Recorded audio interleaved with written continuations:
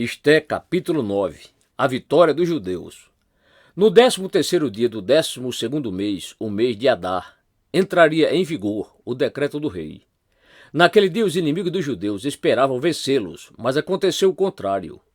Os judeus dominaram aqueles que os odiavam, reunindo-se em suas cidades, em todas as províncias do rei Xerxes, para atacar os que buscavam a sua destruição. Ninguém conseguia resistir-lhes, porque todos os povos estavam com medo deles. E todos os nobres das províncias, os sátrapas, os governadores e os administradores do rei apoiaram os judeus, porque o medo que tinham de Mardoqueu havia se apoderado deles. Mardoqueu era influente no palácio, sua fama espalhou-se pelas províncias e ele se tornava cada vez mais poderoso. Os judeus feriram todos os seus inimigos à espada, matando-os e destruindo-os, e fizeram o que quiseram com eles. Na cidadela de Suzã, os judeus mataram e destruíram 500 homens. Também mataram Passandata, Dalfon, Aspata, Porata, Adalia, Aridata, Farmasta, Arizai, Aridai e Vaizata, os 10 filhos de Amã, filho de Amedata, o inimigo dos judeus, mas não se apossaram dos seus bens. Naquele mesmo dia, o total de mortos na cidadela de Suzã foi relatado ao rei, que disse a rainha Ester: os judeus mataram e destruíram 500 homens e os 10 filhos de Amã na cidadela de Suzã. Que terão feito nas outras províncias do império? Agora diga qual é o seu pedido e você será atendida. Tem ainda algum desejo? Este lhe será concedido. Respondeu Ester: se for do agrado do rei que os judeus de Suzã tenham autorização para executar também amanhã o decreto de hoje, para que os corpos dos 10 filhos de Amã sejam pendurados na forca. Então o rei deu ordens para que assim fosse feito. O decreto foi publicado em Suzã e os corpos dos 10 filhos de Amã foram pendurados na forca. Os judeus de Suzã ajuntaram-se no 14º dia do mês de Adar e mataram 300 homens em Suzã, mas não se apossaram dos seus bens. Enquanto isso, o restante dos judeus que viviam nas províncias do império também se ajuntaram para se protegerem e se livrarem dos seus inimigos. Eles mataram 75.000 deles, mas não se apossaram dos seus bens.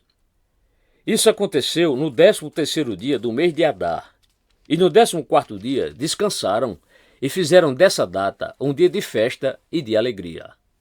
A comemoração do Purim. Os judeus de Suzã, porém, tinham se reunido no 13º e no 14º dia, e no 15º descansaram, e dele fizeram um dia de festa e de alegria. Por isso os judeus que vivem em vilas e povoados comemoram o 14º dia do mês de Adar como um dia de festa e de alegria, um dia de troca de presentes. Mardoqueu registrou esses acontecimentos e enviou cartas a todos os judeus de todas as províncias do rei Xerxes, próximas e distantes, determinando que anualmente se comemorasse o 14º e o 15º dia do mês de Adar. Pois nesses dias os judeus livraram-se dos seus inimigos. Nesse mês a sua tristeza tornou-se em alegria, e o seu pranto num dia de festa. Escreveu-lhes dizendo que comemorasse aquelas datas como os dias de festa e de alegria, de troca de presentes e de ofertas aos pobres. E assim os judeus adotaram como costume aquela comemoração, conforme o que Mardoqueu lhes tinha ordenado por escrito. Pois Amã, filho do Agagita Amedata, inimigo de todos os judeus, tinha tramado contra eles para destruí-los e tinha lançado o pur, isto é, a sorte para a ruína e destruição deles. Mas quando isso chegou ao conhecimento do rei, ele deu ordens escritas para que o plano maligno de Amã contra os judeus se voltasse contra a sua própria cabeça, e para que ele e seus filhos fossem enforcados. Por isso aqueles dias foram chamados Purim, da palavra pur.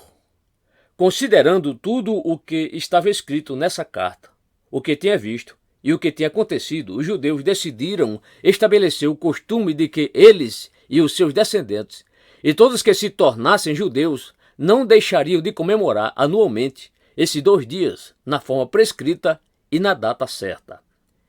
Esses dias seriam lembrados e comemorados em cada família, de cada geração, em cada província e em cada cidade, e jamais deveriam deixar de ser comemorados pelos judeus e os seus descendentes jamais deveriam esquecer-se de tais dias.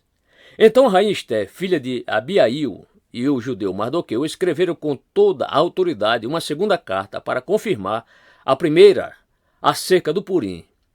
Mardoqueu enviou cartas a todos os judeus das 127 províncias do Império de Xerxes, desejando-lhes paz e segurança, e confirmando que os dias de Purim deveriam ser comemorados nas datas determinadas, conforme o judeu Mardoqueu e a rainha Esté tinham decretado, estabelecido para si mesmos, para todos os judeus e para os seus descendentes, e acrescentou observações sobre tempos de jejum e de lamentação. O decreto de Esté confirmou as regras do Purim, e isso foi escrito nos registros.